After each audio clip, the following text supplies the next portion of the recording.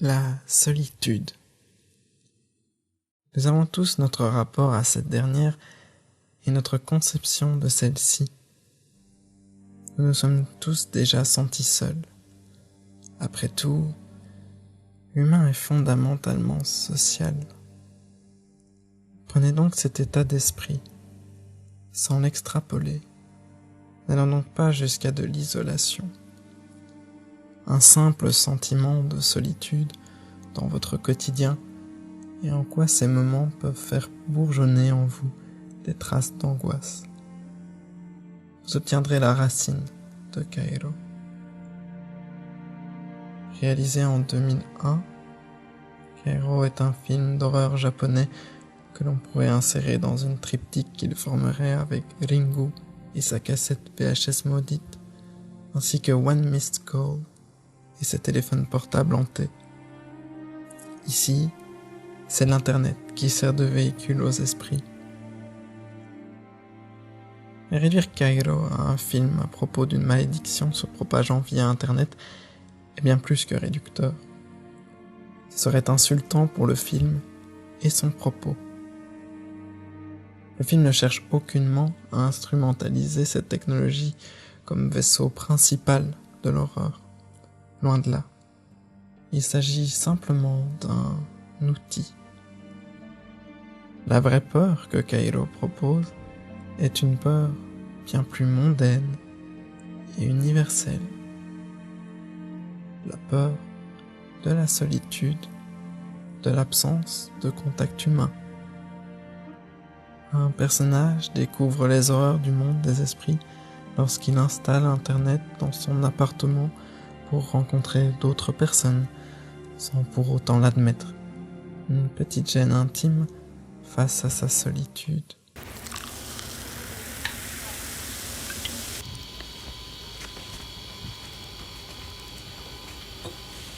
これもしよかった。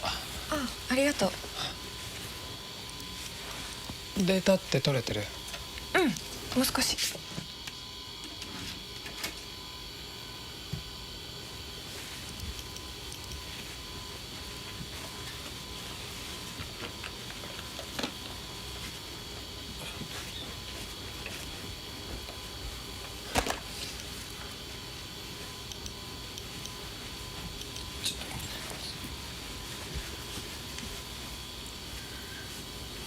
川島君ってさ、どうしてインターネットなんて始めたの？いやどうしてって。別に好きじゃないんでしょ、パソコン。他人とどこかでつながっていたいから。そうなのかな、よくわかんない。なんとなくみんなやってるからじゃないの？本当はつながってないよ、人間なんて。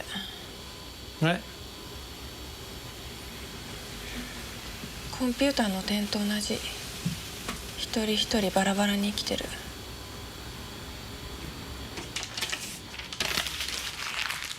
そんな感じするな。あ、そう。どうなのかな。Une autre cherche désespérément à renouer avec ses amis qui installent une distance entre elle et eux, qui deviennent froids et ne communiquent pas. Elle tente de les rassurer avec de la chaleur humaine, mais rien n'y fait. 矢部君、大丈夫？ねえ、なんかあったの？なんかあったんなら相談して。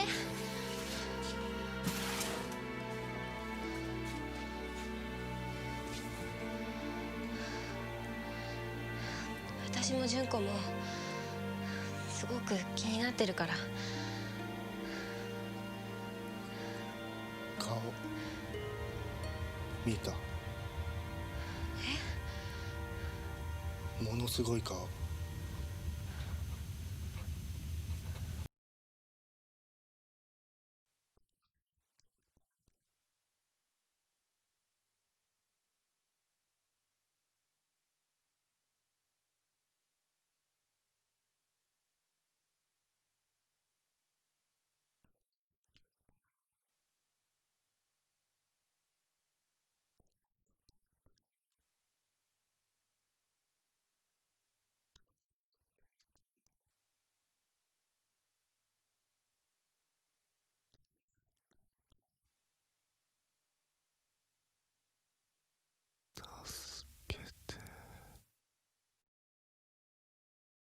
Nombreux sont ceux qui ont regardé Kairo et posité que le film proposait un constat, voire une critique de la solitude à l'ère d'Internet.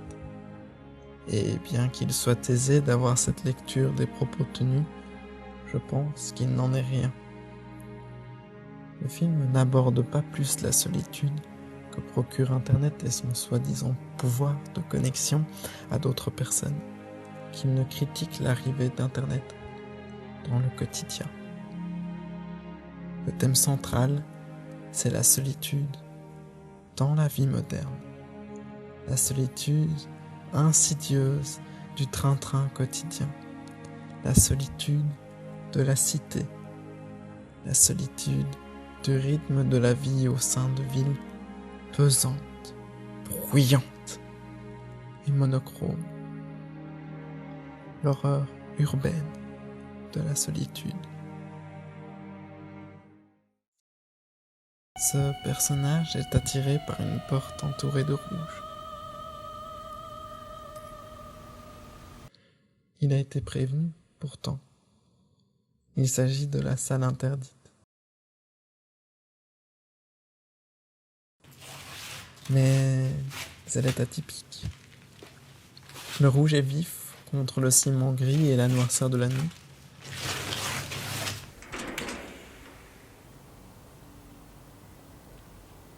Il s'y rend, au fond, c'est inquiétant.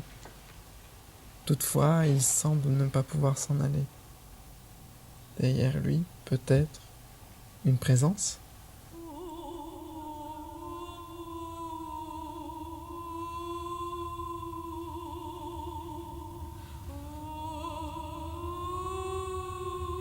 Et cette scène, horrifique.2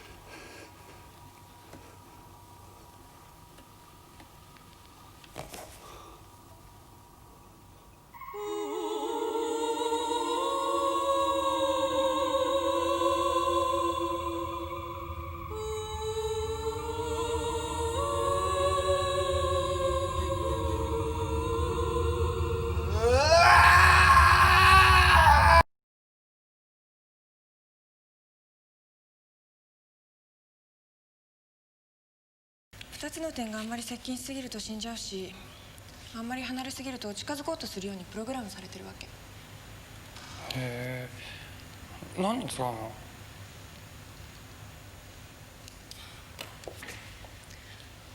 人間の生存環境について調べてんだけど。Les points sur l'écran ne peuvent se séparer. Mais s'ils se touchent, ils meurent.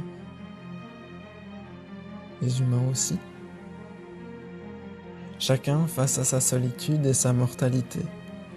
C'est en cela que Kairo exprime l'horreur. Les personnages sont de plus en plus seuls. Il n'y a même plus de quoi trouver de l'espoir en l'autre, car la fatalité de chacun est de mourir seul. ここで何してんの？何やってんだろう俺。君は？ Et la question d'après, de l'au-delà, tient bien plus d'attrait que le vivre sur le moment. Même ceux n'ayant pas peur de la mort finissent par céder à la curiosité. derrière la porte rouge.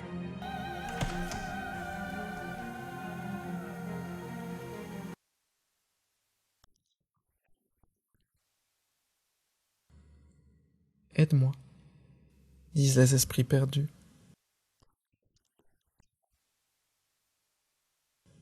Aide-moi, clament les fantômes.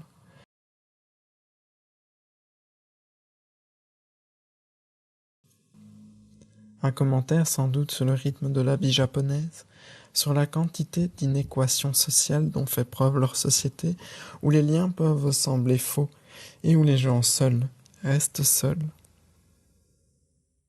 Regardez Kairo.